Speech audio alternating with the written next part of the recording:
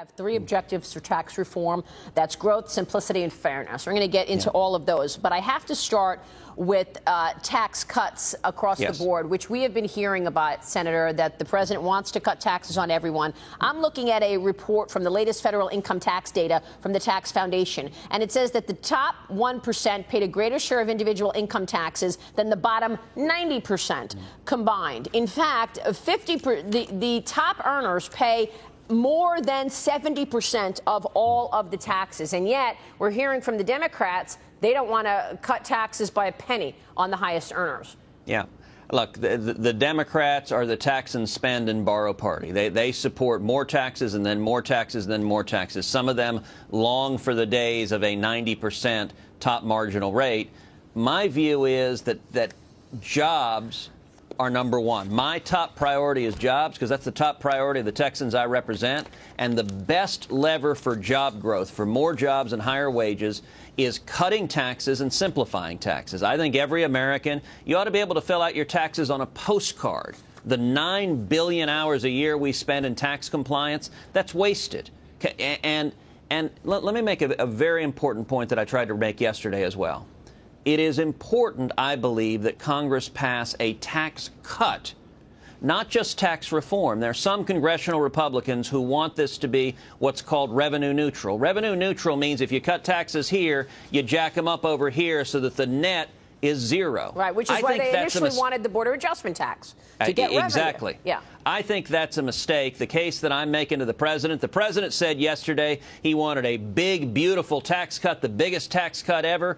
I think that's exactly right. We need to cut taxes on individuals, on families, on small businesses. That's how we're going to create jobs. And the only way to do that is to say this is not going to be revenue neutral. This is a tax cut because our priority is jobs. And you say, you know, scoring and looking over what this looks like of a 10-year period may not necessarily be appropriate, right? You say, why do we have to be married to not impacting the deficit over 10 years?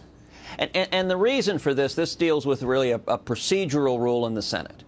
We're facing Democratic filibusters on just about everything. And so we're trying to figure out, all right, how do we accomplish our promises to the voters, even with the Democrats filibustering virtually every piece of legislation?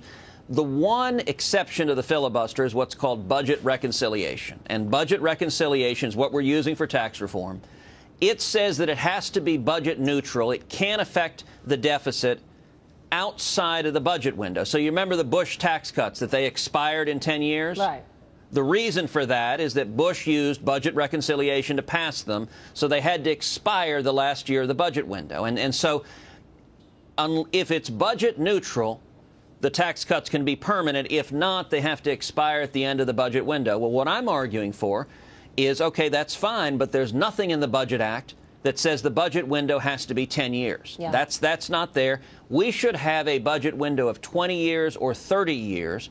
And if we have tax cuts that expire 30 years from now, that's close enough to permanent. We can just be honest. We're cutting taxes because we want jobs and economic growth, because that's the only way to pay down our debt, to get our economy turned around, to get people working, and have them expire 30 years from now, and a Congress 3 decades from now can deal with it at that point. Well, you make a really good point, because if your priority is growth and jobs, economic growth and jobs, you don't want to be married to a 10-year deal. You need to make sure you're looking out longer term than that, so that business can actually say, okay, I'm going to make this investment plan, and I'm not going to worry about that. It's going to change in 10 years. You're calling for a single flat tax. I'm reading through your ideas here. I know you want to simplify in terms of 3 brackets versus 7, but you're talking about a single flat tax. What would that be? Look, that would be my preference, is just a single flat tax that's fair and uniform for everyone. It's a big standard deduction, and then everyone pays the same simple rate, because I think there's power in bold simplicity. I think going to the postcard has power just because it's small. It means Congress can't go and stick a whole bunch of extra garbage on it. It means you have a lot more time in your life, a lot more money in your life to take care of your needs. And let me mention one of the most important ideas, Maria, that I talked about yesterday.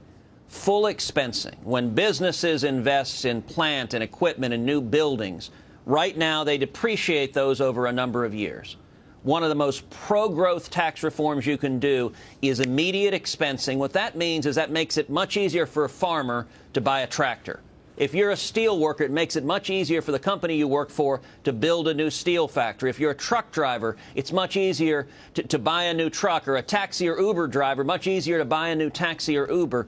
If you want jobs here at home, and not just jobs here at home, but manufacturing jobs, blue-collar jobs, the kind of jobs you got calluses on your hands, right. Immediate expensing is powerful. Now, I will note in this debate in Washington, much of the debate is influenced by the financial services sector, and they're an important sector in our economy. Sure. Expensing is not that big a deal in financial Certainly services. Not for large companies, right? Right. A smaller company is going to get impacted much more. We talked to Jack Brewer about this earlier, and he totally agrees with you. He basically said, if I could expense right off, money goes out the door because I did all of these acquisitions of, trucks or whatever you just said as a farmer. If I expense this over several years and have depreciation, if I do expensing instead of that, that's going to allow me to hire more people and invest more. But, Senator, I want to know if you are actually on the same page with your colleagues, because there seems to be a White House plan. I mean, Kevin Brady, House Ways and Means chairman, said he's going to come out with his new principles on the week of the 25th.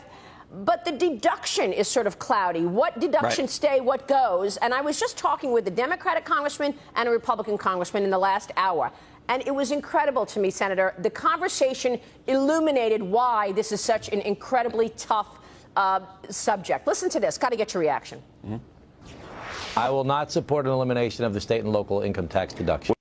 We've got the highest local property taxes in America in New York State, and we cannot afford to get rid of that deduction. Right now, New York State's a huge donor to the federal government, and this is one of the few things that protects our people in New York State is state and local income tax deduction.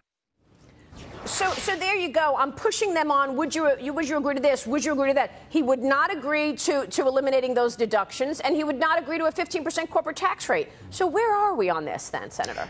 Listen, there's a lot of disagreement right now. There's not consensus within the House. There's not consensus within the Senate, and the administration has yet a third view. We're going to have to sit down and come together. That's what it's going to take in the Senate. We got to get to 50 votes. We have 52 Republicans. We need to find a plan that can bring together 50. That's going to take discussions. That's going to take some give and take. And the only way to do it is to have the players all sitting at the table, to have conservatives, to have moderates, leadership, the administration, and say, all right, what's the heart of what you want? Let me give you one more example that I think will help bring people to consensus. We ought to repeal Dodd-Frank as part of tax reform. Would have a big impact on the economy. Well,